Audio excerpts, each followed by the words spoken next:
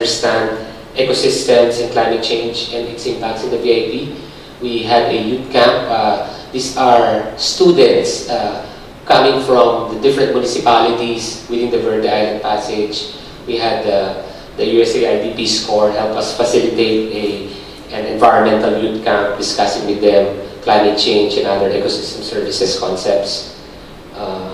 And the youth camp is an ongoing thing. Every year we have this youth camp. And once the document coming from CI at headquarters, once the toolkit will be coming by the end of the year, we will be able to make use of that toolkit to present this to our partners, particularly the youth. So we have a lot of community dialogues. We also have enforcement training because, as I mentioned earlier during the workshop, enforcement is a very, very key component in addressing climate change impacts, because while we understand that the communities will be impacted or are impacted by climate change, there's also need to protect existing resources through enforcement work, so that the impact wouldn't be that great. Okay, so we have a lot of posters distributed all across the marine protected area. The poster just says that underwater it's better that there's traffic. That's what the message is all about.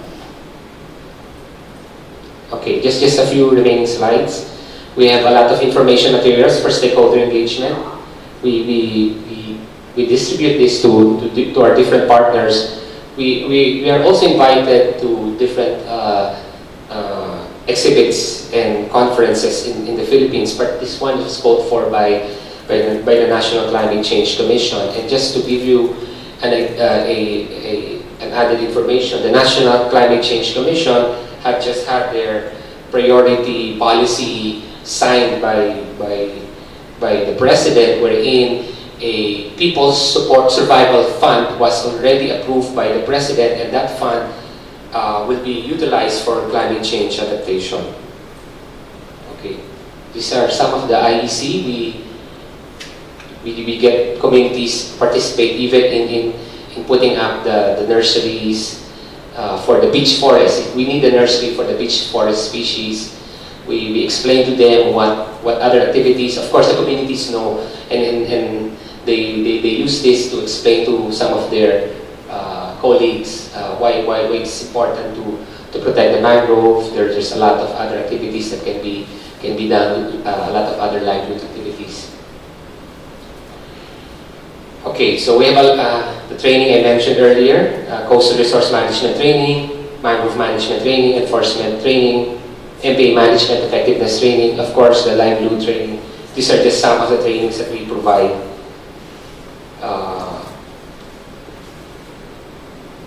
Okay,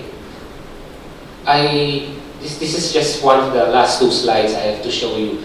Again, I mentioned earlier that the vulnerability assessment that we did, this one, when we prepared this vulnerability assessment, this is a vulnerability assessment of the Verde Island Passage. So it's a very, very macro level vulnerability assessment.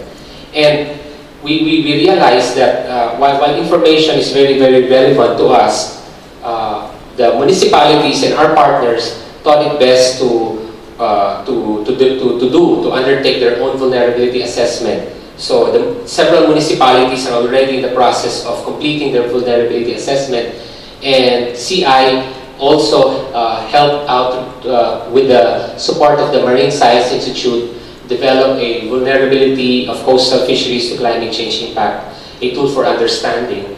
But this one is for fisheries ecosystems vulnerability assessment. So about 4 municipalities in the VIP, they were able to make use of this toolkit. Also, to look at the coastal integrity, to look at erosion of coastal areas, we have another toolkit, which is a coastal integrity vulnerability assessment toolkit, and this has already been used by a couple of other municipalities to assess the vulnerabilities of their coastal areas. And this toolkit is being prepared through the CTSP, the Coral Triangle Support Program, which is a program in partnership with the WWF, the Nature Conservancy, and CI, and funded by USAID. Okay, so just to summarize, stakeholder involvement begins from science to policy. We do a lot of research, do a lot of community consultations, present this research to the communities. We have a lot of joint activities and campaigns, not only with local government. This is the governor of one of the provinces in the Verde Island Passage, but we also do a lot of joint activities with the communities as well. And of course, IEC activities, we have some enforcement strengthening. And lastly, what we want to aim for is towards policy and management plans development, wherein we could incorporate climate change in the process. But all of this would involve a lot of stakeholder from the time we do our research, and a lot of capacity building is also part of this process. So how is climate change in the Philippines? Just last slide. This is one of the photos that came out. You see students. I don't know if we call it adaptation, but they line up their seats just to avoid themselves getting wet from the floods. Recently, the typhoon last month. These are very strong storm surge. This is the major highway in Manila, where no cars was able to pass during that time because the storm was really that strong. Of course, you've heard about the floods recently and in the past years, and people are trying to cope with how nature, but people are trying to cope. And not only people, but even the strongest country in the world is trying to cope, because the embassy was flooded recently, and it reached a level that really suspended work in that area, in their offices. So thank you very much. If you need more information, I have some materials here that I can hand out if you're interested. This is climate change adaptation in coastal communities, and an explanation of the climate change vulnerability assessment toolkit for coastal systems. And if you need more information on the TOT, the Training of Trainers manual that will soon come out, you could get in touch with Hannah. And she's based at the CI office in headquarters in Virginia. So thank you very much, and if you have questions. Like I said, we're going to go through the questions that you may have for the presentations and the reflections part of the exercise. So with that,